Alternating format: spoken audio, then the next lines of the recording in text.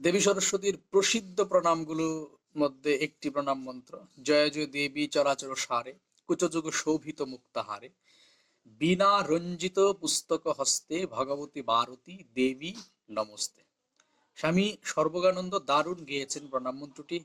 চলুন তার কণ্ঠে একবার মন্ত্রটি শুনে আসি। জয় দেবী চরাচর সারে, উচ্চ যুগ শোভিত মুক্তাহারে।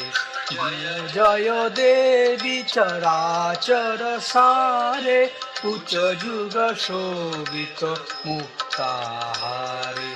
বীণা রঞ্জিত পুস্তক হস্তে, ভগবতী ভারতী দেবী নমস্তে।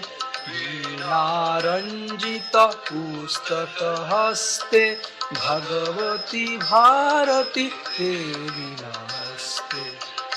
ভগবতী ভারতী দেবী নমস্তে, ভগবতী ভারতী দেবী নমস্তে। ভগবতী ভারতী দেবী নমস্তে।